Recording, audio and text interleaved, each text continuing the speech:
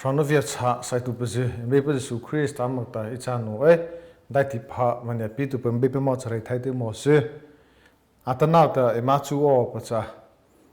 Chakaona Hmeiseihpa tapana ta Chakotupa hautupa latesle mo phona wa Chakaona ta chabazi Jesu Christ ta ema pronosa thelena chapa Jesu Christ ta mane ma achon hot ma theipetem ilene chapa bi khai leta araupa atama late ifau leta chama na leta chama ta pai mama se no pot bi khai tem mane achaupa he vopalas op vokha ngai ta kemo so izama pasia te na pa kemo se iza thlena point acha rawata Chakotu vze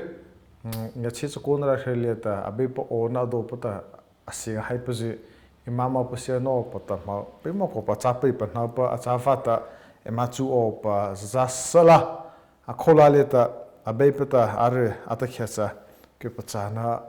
bi che da vasore o wa na beseina ta Thati pha zo hana ba hleina jasina votota che ta vore to sala to ke chineleta khazapa achi o pata akhupaji shrita krika ma hizitlema eita cha kaleli raleta besaida khipa philila avaita nauta papu Jesu ema mo khal ta eita ahoita phili chata adru cha viachhah o khra cha sala krika che se khata Jesu phili na ta Jesu ne mo khal amata Jesu da khitama achei bomala bachata sina bachuruleta rai ina chako khiata la na zitlai mose ina lieta na skutupa ta rai te ina chako khiata la anarcha epota aplopi ota abebta bi binha pimose heleta khapame mo krika mo mauzi khata Jesu mo imkha taita Jesu de kochata ana mo ta ana arauno na je hakizoleta treina ta mo to vata mo opa khatu vina khata ana Jesu mo pade he adaive ina chako op ina acha Jesu mo adaive Jesu mo va dei chalefta Jesu mo ta lotu va Jesu chako achako vana cha Chakaona cha khamo Jesu mo op ta lotu pzi na shileta Jesu ta reiva cha raita ina chako kheta chana zitlai mose tata heleta ina chako kheta zitlai mose tata ana mo akhatu buzi khata mo va kadai leveta ziova chako va Jesu ta khauchai va cha Jesu mo va dei he Jesu khata mania achova khakhevan ta hekisu ave chava chale pata ana heraite ina chako kheta chana zitlai mose ina lieta na chako tu pacha iro tata heleta Jesu ta ana Chakotu paze aleta na Hmeiseihpa Hmeiseihpa mo pita Chakotu pachata tozi opa neita amapa opa nei heleta khamore heratina sko kheta cha ne zimo se ne zitlai mo se ta Chakaona cha khamo Jesu zi cha khamo mure biheta cha serve ta servant right no say sanava right say cha apuva sinalia ta apuva ta to no hota Jesu ta heratina sko kheta ne zimo se ta heraleta na mo ovota akhatu zi no ta achene vecha mo veda vina na mo khotu na mo na tlotu ne zio vna ene cha ko vna sa tava helata chala za chune va cha tavata Jesu ta Jesu ziva Jesu ta ne cha ko kha kheta ne zimo se ta Chakaona ta zi he khama ananang na vacha va e chako atatuva chakotupa Chakaona le ta mo phona aneva chesa chata Jesu at ziova na cha ziva cha khamo Jesu ziova chesa chata Jesu sinele ta si ota abipi zi hota hota bihai bi hota arha mania achina mania to na hota mania anau hota e ova acha这是Jesu zida错不是Jesu ala thwa vo chi chin le ta hota achi wa Jesu re thei to le to khai alen le ta le khai abi pi hota ha to pa mne pio ho to la tho a chi na le ta mne a chi na khan la le mai ta si o ba kha ji su zita a chho va cha za va ta chako tu pa or zi tu pa ta va kha bi me kha a cha ta kha plo ru le ta sia sala hele ta ma a cha kai pa cha he ra tin school khe cha na zi mo so ta ji su chako tu pa a zi tu pa cha na va cha ta le ma a cha kai ta pa hele tem bi hele tem zo pa he khamo ana zita na chakotupa chakota ana azitupa le macha a ena leta no jisu prana leta apra ro jisu ena leta i ro tana acha ahirati na chu khetala na cha pot plopli o atahe ana chakot ana azitu pacha khazaf apot aplopli o chisa tam plopli o de cha levata chisa plopli na de cha levata khazaf ta plopli o chisa plopli na la ta khaw chiweva po jisu prono satuva jisu po khazava em be pachata apelopli o kha achi da cha jisu chakota jisu zita jisu bia hot ar hatu pazicha jisu na ta parao pita po khazapata apelopli o mani apelopli o be ba machre thai te mo se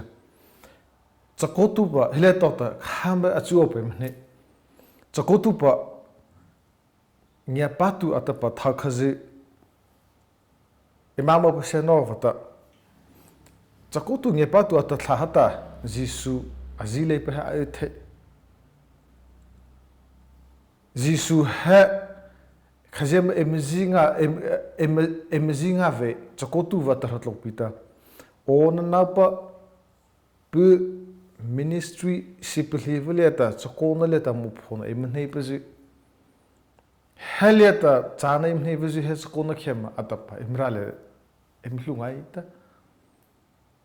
nge patu ta phrileta he surkhizo liasota emcha emra de chave nge patu va khrijev raleta khrijev ji leta maklowacha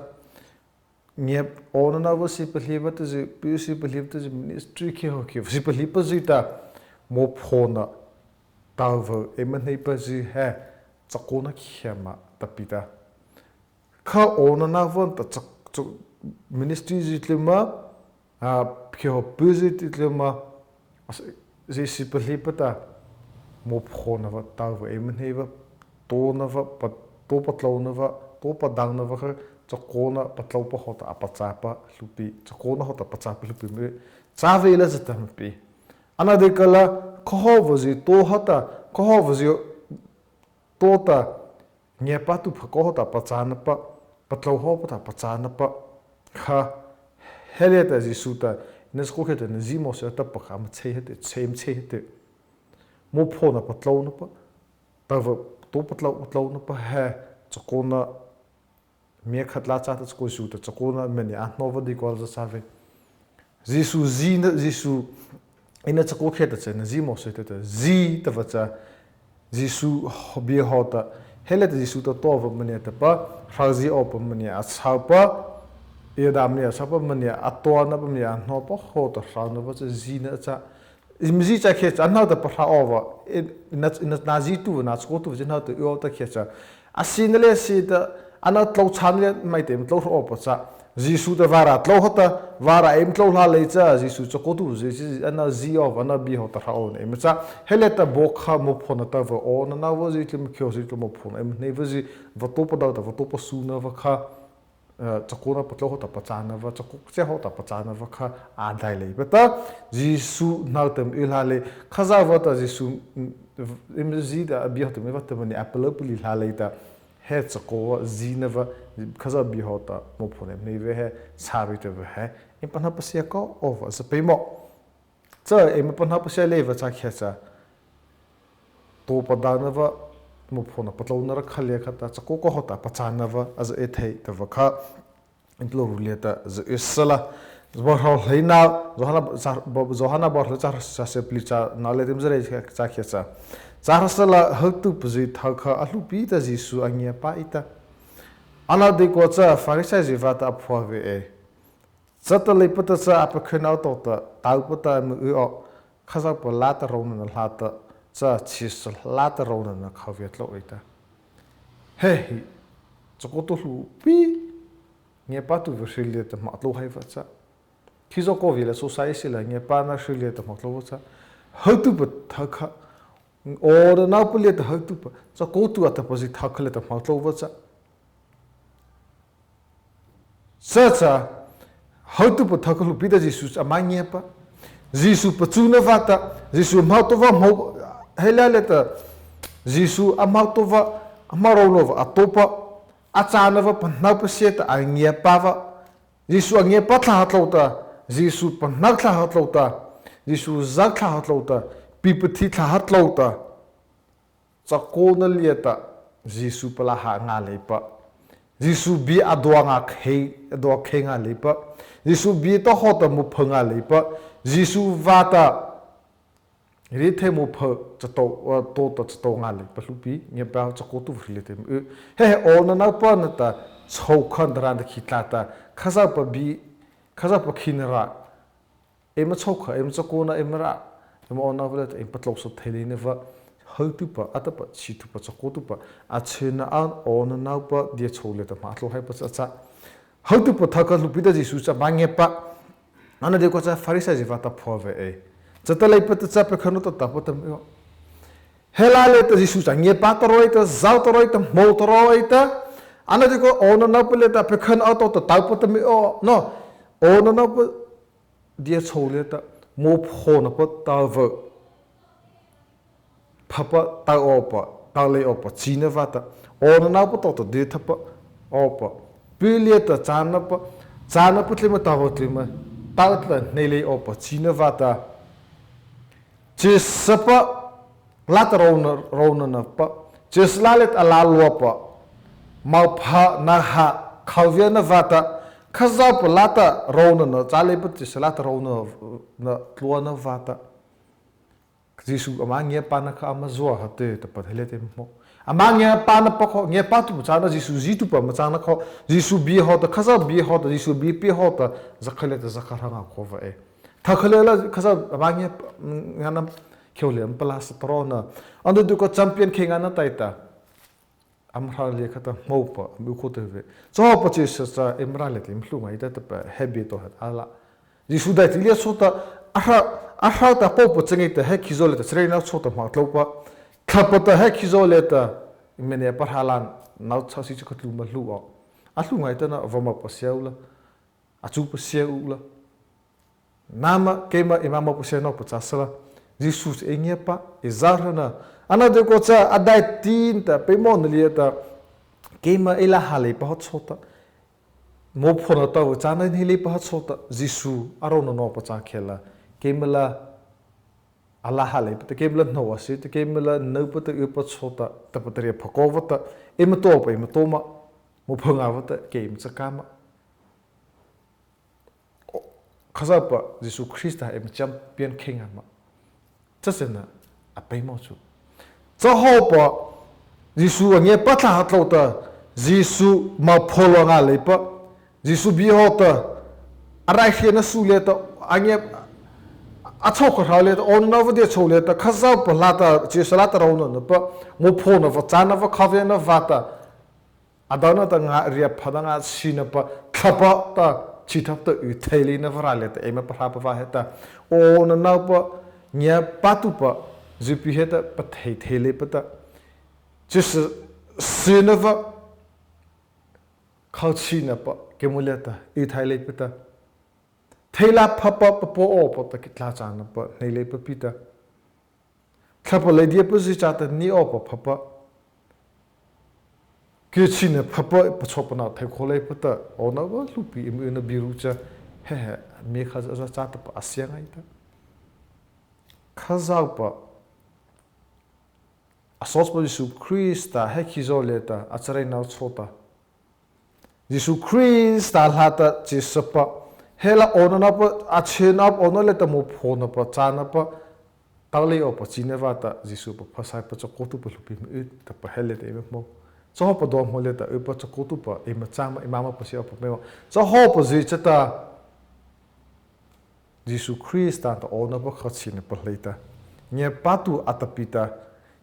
jisu Christa ha ke mole ta ala thele ne pa Lapin so khalieta chakutu ta hatlota Christa acholeta imange Khithie na chab chatu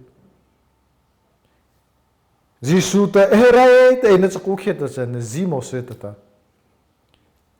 Chakhet khaza plata ron na lata che salata ron na khaw to eta asata hileta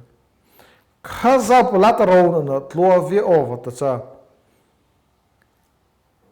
Kyo pa sugleta Jisu zitu pa imachana kho palasele mata Khaza pa bita hota Jisu polisa swalei pata Jisu Christa polisa swavata shal mata ki muph ana ala halil let ingal mana pakho Khaza pata mania saitu vlieta score of khotlo pe mo vi helata chis paleta Kizo saitu pazimungol te score papa Hrona ala hana tlola ta khaza va mania mautu va khaza te ne panha khaina chisa te ne panha khai hleithei tanga na ta ha amata chakonila ta daiti matu vuzi khaza va ta plopulite e sa chana nya patu vuzi atana khaza va khachina on na van ta khitla let charlotte plasa the kholina va acha chwa ta chakona Hmeiseihpa cha khamo Jisu zina Jisu bi hota vara Jisu na te prala le ta shama va acha thakalupi ta ema panhau che te pa cha he he za ta khapom bom ta khecha Christian pa nya pana Christianity no imagine pa cha zina pa cha khapom te pita enya pana Jisu enya pana nya patu pa ema chana pa cha ema pa khukhi ada on nauta to pa mane pipa to patlo na pleta Christian na cha daiti epa aneipa hota to pa mu phona patlo ta Christian phagota pachana pa su ta daiti epa to pa aneipa to patlo na pazitli mano Christian pa palasana daiti aneipa khema ta pita daiti epa aneipa su epa aneipa palasa Christian sa palasa na daiti op aneipa khema ta pita ema pa khukhe Sunday school im khukhe to phako hota pachana pa thachana program ta valhota patlopa ona ta mane ngai ta mo phuna mane pipa to pada na var khale khata Christian na kha khema ta pita Christian na cha hethdarh to sa na khalieta dosinanta 24 hours dosinana dopli ita hati khalieta na sar 24/7 peti ho kha Christian cha sha no lifestyle em sha kho Christian na tla cha opa cha e kha ko pata daiti ele ta mo phona va patloutle ma va pa khud sa school ke ta khola le ta nya pan tu po em chana palasa khole opa em khoda ho ta va opa khemba tapalupi chave Christian cha sha khatla cha Christian cha lifestyle hetla cha em hazi kho Christian va ta chwa va chatla cha cha khamo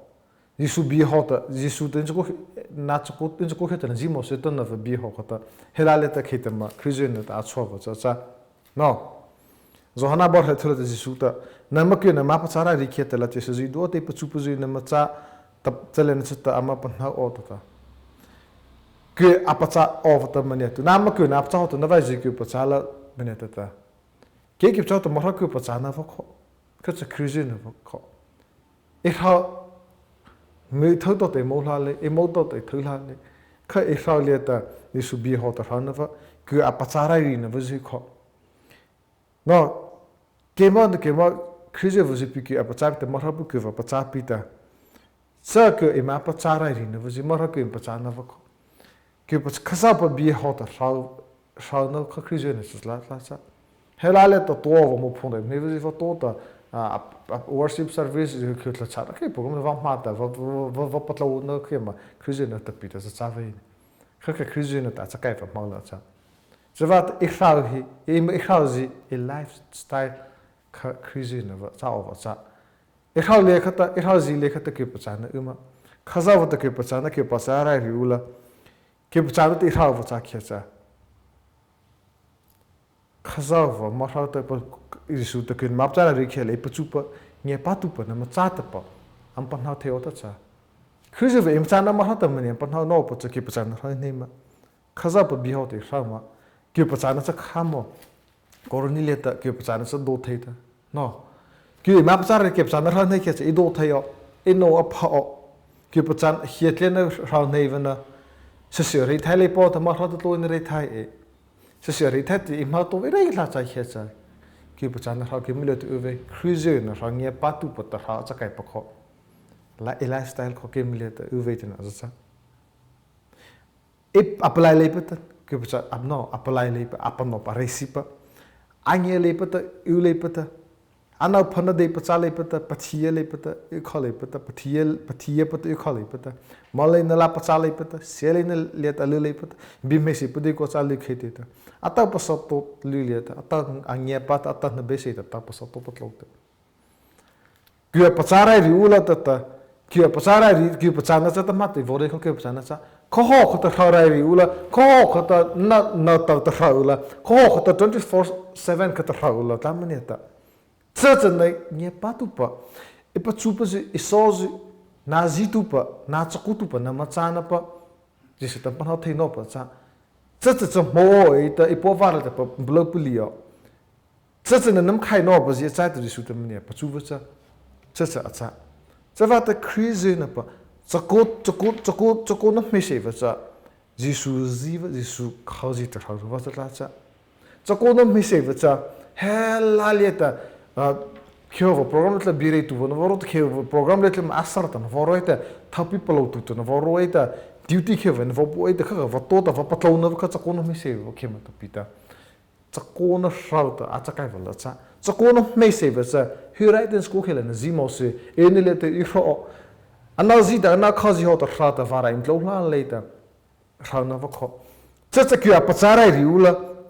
Jisa marhata kyo pachana mapchara ri khele pachubuze na machata pachile sinan panaota cha kyo pachana cha khamo kyo pachana va se vore he ka kyo pachana sa do theita no phata kyo pachana hitla le pita vore he kho kyo pachara ri ula ta tla ta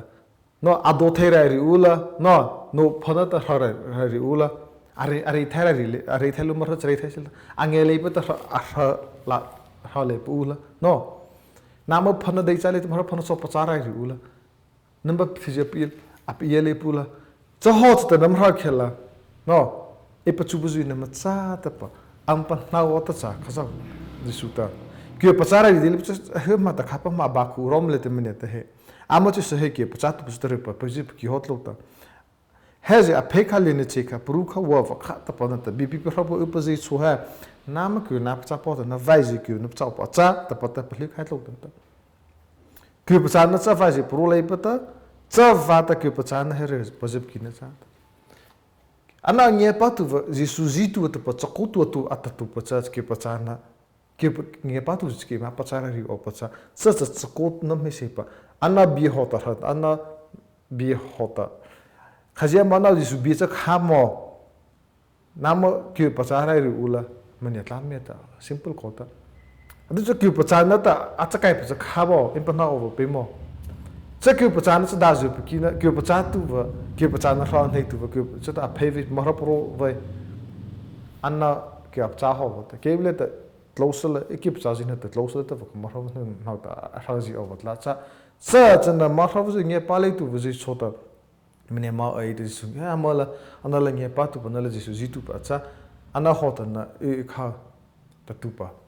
anne o hele de saka sharing hot e vore kha ko pa cha Game Holly sort of plastic house. Atana Kazang yet Shinavata, right? She who the busy emanate no. Mata Sapalati Ichanapa, Sapalati Hotlanapa, Era here pussy hair, Wava to her.